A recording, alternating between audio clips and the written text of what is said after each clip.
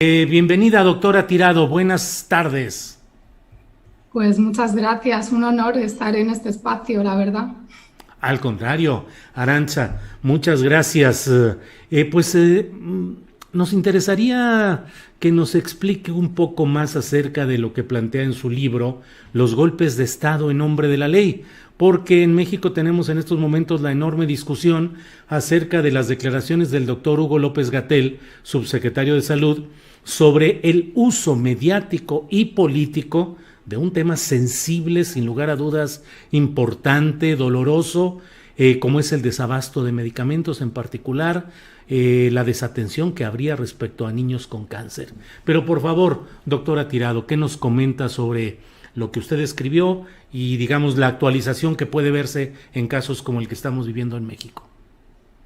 Bueno, pues mi libro es un panorama amplio sobre un procedimiento de un nuevo tipo de golpe de Estado que se fundamenta en el uso de la guerra judicial o lawfare, más conocido por este término en inglés, que consiste en utilizar mecanismos que tienen que ver bien sea con el uso torticero de la ley o bien con el uso de jueces o con el uso de instancias judiciales para conseguir lo que sería una judicialización de la política, ¿no? Ese sería el derivado, pero en esencia para conseguir un cambio de régimen que puede expresarse bien sea sacando del poder a ciertos mandatarios o impidiendo que determinados mandatarios, generalmente de la izquierda, lleguen al poder.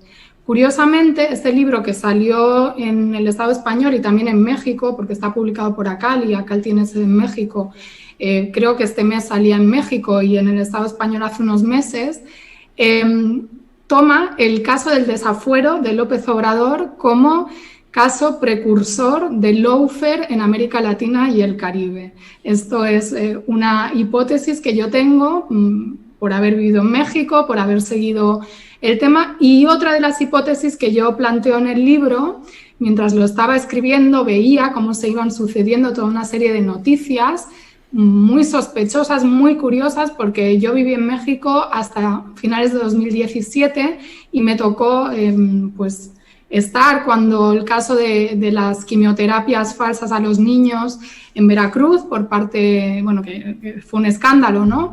Que salpicó a Javier Duarte. Pero fue un escándalo que no trascendió hasta el punto, hasta donde yo sé, de llevarlo a él ante la justicia por ese tema, ¿no? Quizás por otros sí. Y entonces estaba viendo esa coordinación de noticias, cada vez más un crescendo de noticias, de protestas de los padres de niños con cáncer y también en septiembre de 2020, esta primera demanda que se pone contra el presidente López Obrador ante la Corte Suprema por presunto delito de homicidio, ¿no? Por las negligencias de las que sería responsable por no proporcionar los medicamentos a estos niños. Entonces, ahí fue donde yo lancé la hipótesis de ojo, aguas, como dicen ustedes, porque este es un tema muy sensible que pudiera ser utilizado para armarle a López Obrador, no digo que sea el único, pero es uno de los temas, un proceso judicial por lo pronto que lo desacredite o lo trate de desacreditar mediáticamente, porque ese es un elemento presente en las campañas de lawfare, que es la coordinación de diversos poderes económicos que pueden estar más o menos presentes, agencias de inteligencia, Estados Unidos, por supuesto, de fondo, y, sin duda, el poder mediático, ¿no? Que es el que se encarga de difundir y seleccionar las noticias, sobredimensionar unas, tapar otras, tergiversar, etcétera. Entonces, esto es en esencia lo que yo veo. Eso no quiere decir que no haya problemas con ese tema, pero yo creo que se puede hacer uso del caso, o se está optando por hacer uso de este caso, porque algo curioso es que, claro, los procedimientos de lawfare se han armado sobre la lucha, discursivamente sobre la lucha contra la corrupción, tratando de presentar a los mandatarios latinoamericanos, especialmente tres de ellos que son los que lo han padecido de manera más clara, aunque no solo estos mandatarios, también otros funcionarios de otro nivel, que son Rafael Correa, Cristina Fernández y Lula da Silva, como corruptos, como que estarían salpicados en tejemanejes cuestionables, habrían beneficiado. ¿Y qué sucede? Que López Obrador precisamente es alguien que ha llegado a la presidencia de México haciendo de la lucha contra la corrupción su bandera y también en el ejercicio del poder. Entonces, por ahí es difícil que le puedan armar casos, ¿no? Aunque sabemos que también se han publicado a lo largo de estos años, desde el 2006 y antes, pues noticias sobre su supuesto enriquecimiento, sobre que no viviría en el departamento que decía que vivía, etcétera, pero es mucho más complicado armarle casos a este presidente en ese sentido. Entonces, bueno, pues un tema que concita mucho apoyo, como no puede ser menos, es la lucha de unos padres por salvar la vida de sus hijos. Doctora Tirado, que ahí está, según lo que entiendo de lo que usted nos plantea, el punto exacto en el cual un tema sensible, real, en dimensiones exageradas, correctas o disminuidas, pero es utilizado para fines políticos, sobre todo por los consorcios mediáticos, los grupos empresariales que se oponen al ejercicio de un poder político que va en contra de esos intereses y tratan de entramparlos judicialmente mediante cascadas de acusaciones, de solicitudes de amparo de la justicia federal y de crear un ambiente en el cual se vaya estableciendo una narrativa basada en hechos reales, dolorosos y sensibles, pero utilizados tramposamente para generar otros efectos. Por ahí va todo el tiro, como decimos acá, Arantxa.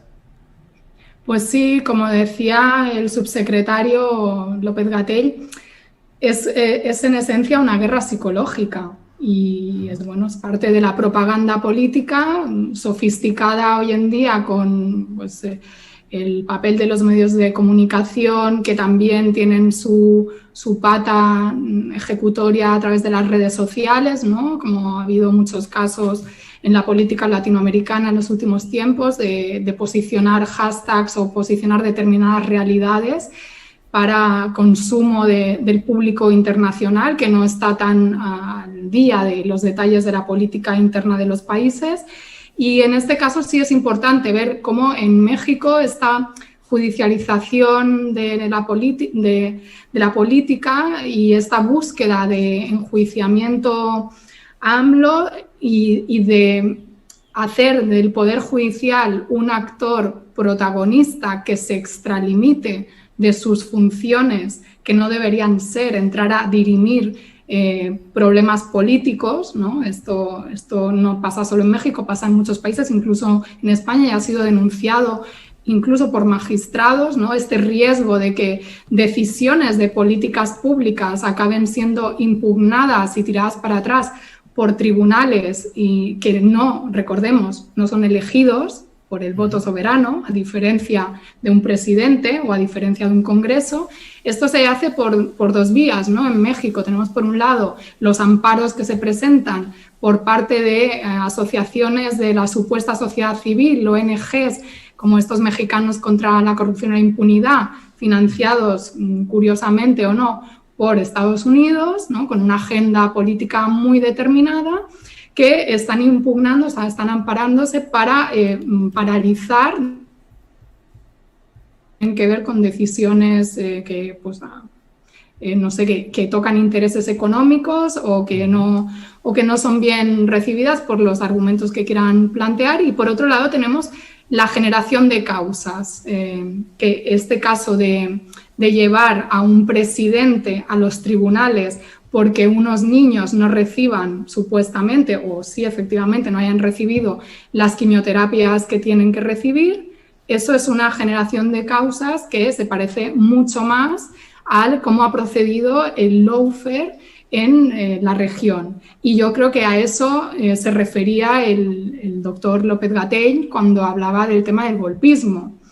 No sé si se ha leído mi libro, me encantaría que se lo leyeran, a ver qué opina, pero en todo caso es muy evidente para quienes hemos estudiado cuál es el accionar de de Estados Unidos en América Latina y el Caribe a lo largo de sus relaciones, sobre todo pues desde principios del siglo XX o desde finales del siglo XIX en adelante, y cómo hay mecanismos de injerencia diversos, ¿no?, que van transformándose y adaptándose, pues no cabe ninguna duda de lo que hay detrás de esta casual campaña que se produce siempre, digo casual entre comillas y de manera irónica, que se produce siempre que llegan al gobierno, que no necesariamente al poder, líderes de una izquierda plural. No estamos hablando ni siquiera siempre de una izquierda revolucionaria. Es más, AMLO tiene muchas críticas por parte de una izquierda más radical, por decirlo así, en México, ¿no? Sí. Y siempre coinciden, ¿no?, los argumentos para, digamos, que es otro elemento del lawfare, para el asesinato de la imagen pública de estos líderes, acusándolos pues de autoritarismo, de falta de libertad de expresión, de que se ha pulverizado la separación de poderes, como si además en América Latina hubiera unas democracias liberales así ejemplares al uso y no hubiera toda una serie de problemas, o que llegan para polarizar la sociedad, ¿no?, como si también llegaran a gobernar Suecia, ¿no?, una sociedad prácticamente sin choques de clases, cuando son líderes que pues llegan al gobierno para resarcir injusticias de siglos, muchas veces en sociedades sumamente polarizadas ya de entrada por una brecha de clase brutal, como bien saben ustedes. Entonces, es curioso, ¿no?, ver todos estos paralelismos y hasta los discursos y hasta esta voluntad de ciertas clases medias y ya ni se diga las élites por presentarse como víctimas del tirano de turno, por supuesto, respaldadas por el poderío mediático nacional e internacional. Recordemos la portada de The Economist contra AMLO reciente, pero también desde el inicio artículos en Financial Times y demás, diciendo que AMLO era un peligro para la democracia muy superior a Bolsonaro, ¿no? Y bueno, todo en esa línea. Y bueno, yo creo que el paralelismo que siempre se trata de hacer de que AMLO está construyendo una Venezuela, ¿no?, se van a convertir a México en Venezuela, pues en realidad parece más bien que lo que es Venezuela es la oposición mexicana, que se acaba pareciendo cada vez más a la oposición venezolana, y no solo venezolana, a toda oposición de esas clases medias, élites que se creen ilustradas por ser más blancas, por haber estudiado, por ganar más dinero o por lo que sea, que el pueblo en sentido amplio, y que no pueden tolerar que lleguen mandatarios que les recorten un poco los privilegios, ¿no?, y las maneras de entender bastante sui generis la democracia, ¿no?, porque hoy en la mañanera lo explicaba el presidente López Obrador, todo lo que había detrás de eso. Se cortó un poco la comunicación, Arantza. ¿Sí? ¿Me escuchas? Sí, yo sí les escucho. Las 15 palabras finales se cortaron, no sé por qué. Pero Perdón. Bueno, estoy hablando con la doctora Arantza Tirado. Ella es politóloga, doctora en Relaciones Internacionales por la Universidad Autónoma de Barcelona, maestra y doctora en Estudios Latinoamericanos por la UNAM, autora del libro El lawfare, golpes de Estado en nombre de la ley. Doctora Tirado, agradeciendo esta oportunidad de platicar a fondo sobre este tema, pero ¿qué se puede hacer desde una sociedad que vive momentos cruciales y definitorios como sucede hoy en México ante ese aparato mediático, los intereses financistas de los empresarios, de los políticos de élite metidos en estas maniobras, y además de una estructura de poder judicial dominada y tocada por la corrupción y por el doblegamiento ante los intereses económicos? ¿Qué se puede hacer como sociedad ante una acometida de este tipo de pretender judicializar la política para deponer a un presidente o a un poder específico?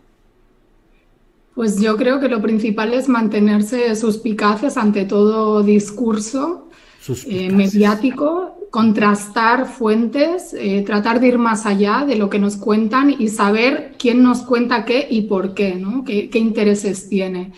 Y luego, obviamente, organizarse y movilizarse, porque esto va a ir a más, seguramente. Desde el inicio hay manifestaciones en contra de esta presidencia. Recordemos que a López Obrador le costó varias elecciones poder llegar a Los Pinos.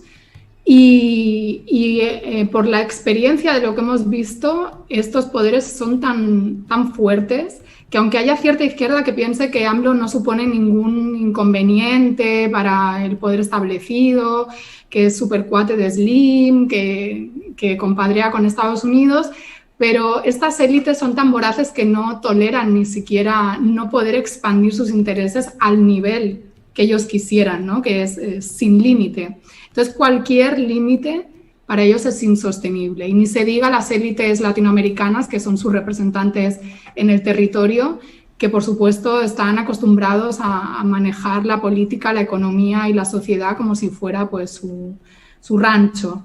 Entonces, yo creo que es importante que la gente tome conciencia de la importancia de hacer política, no solo de llevar a alguien a la presidencia, porque esas presidencias sin una base social movilizada, consciente, crítica, además, y que exija y presione en la lógica de ampliar cada vez más la democracia en beneficio de las mayorías sociales, pues pueden caer fácilmente, como hemos visto también en las experiencias en Sudamérica.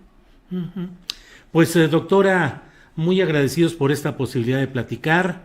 Gracias por tomar la llamada y por acompañarnos en este proceso de reflexión, de información, de análisis sobre los temas que debemos abordar en México desde los flancos plurales que nos permitan tener la visión correcta de lo que está sucediendo en nuestro país. Así es que, doctora Tirado, muchas gracias por esta oportunidad de platicar y esperemos en próxima ocasión poder seguir contando con sus palabras.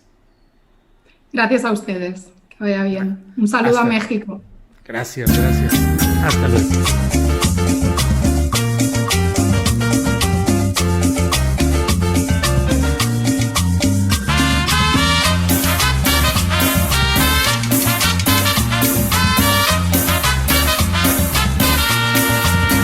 Dicen que es vino tinto, pero es un rojo uva mi carrito, es un último